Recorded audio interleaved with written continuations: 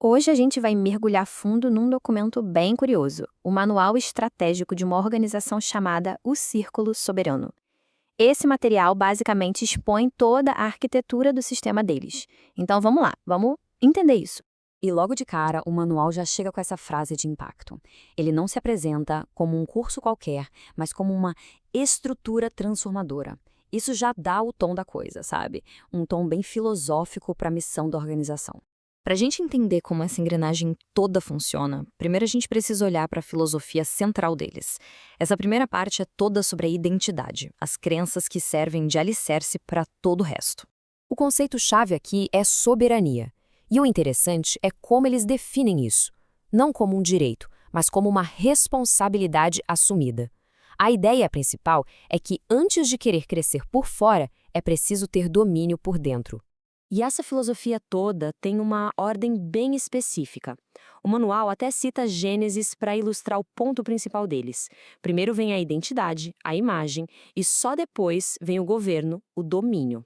Essa é a base de toda a arquitetura deles. E sustentando essa filosofia, existem o que eles chamam de 4 pilares. Metanoia, que é basicamente uma renovação da mente, o governo interior, a responsabilidade individual e um conceito de consciência de realeza. Juntos, eles formam o caminho de desenvolvimento de um membro lá dentro. Beleza. Saindo um pouco da filosofia, agora a gente entra no como. Como eles fazem isso acontecer? É aqui que entram as ferramentas e os ativos intelectuais que a organização diz oferecer para construir essa tal arquitetura de consciência. Essa é a jornada do membro, que eles chamam de pentalogia de poder.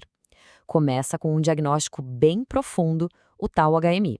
Depois vem uma sessão de intervenção, um processo de coaching, uma consultoria para transformar isso em resultado financeiro e, por fim, uma mentoria em grupo. Bom, agora vamos falar de dinheiro. Como é que essa estrutura toda se monetiza? Essa seção detalha o High Ticket Engine V6.0, que é o sistema deles para transformar todo esse desenvolvimento pessoal em um negócio. E só para ter uma ideia da escala, o investimento para chegar no nível mais alto, o Black Platinum, é de R$ 15 mil. Isso já deixa claro que o modelo de negócio é de alto valor. E essa tabela aqui meio que resume tudo. São 5 níveis de investimento, cada um de 250 a 15 mil reais, libera acesso a uma daquelas ferramentas da pentalogia de poder que a gente viu.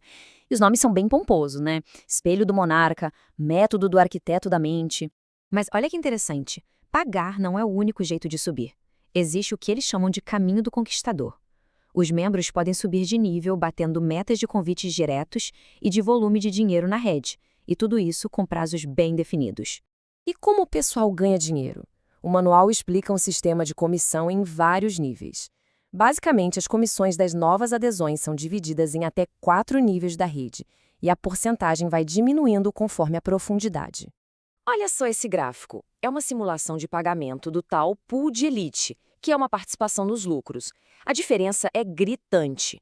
Numa receita simulada de R$ 1 milhão, um co-founder levaria R$ 150, enquanto um Black Platinum levaria mais de 3 mil. É um incentivo e tanto para chegar no topo.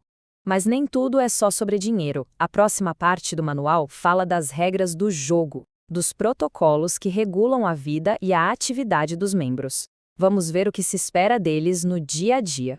O primeiro ano de um membro é uma prova de fogo.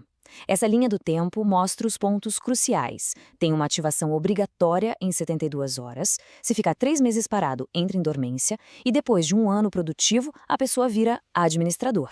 E essas primeiras 72 horas são uma corrida contra o tempo. O novo membro tem uma lista de tarefas para cumprir, desde configurar a carteira digital e fazer o diagnóstico HMI, até listar contatos e usar scripts prontos para abordar pessoas. É um filtro, né? Para garantir que só quem está engajado de verdade continue. Agora a gente chega na parte final, que eles chamam de legado do conquistador. Aqui o manual mostra os prêmios, as recompensas, para quem realmente se destaca na organização. O primeiro grande prêmio é o anel de signatário. Para ganhar, a pessoa precisa de 18 indicados diretos e R$ 50 mil de volume na rede.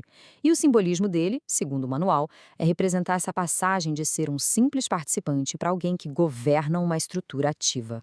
O próximo degrau é o relógio Onyx Platinum. As metas são mais altas, claro. E o relógio é descrito como o símbolo do tempo de governo, mudando o foco do crescimento rápido para a consistência, para o impacto a longo prazo. E o reconhecimento máximo não é um objeto, é um acesso. É um convite para o The Vault, ou o cofre. Uma imersão estratégica super restrita que dá acesso a dados confidenciais e poder de influência no futuro da organização. As exigências para chegar lá são altíssimas. Depois de ver tudo isso, fica uma pergunta no ar, né?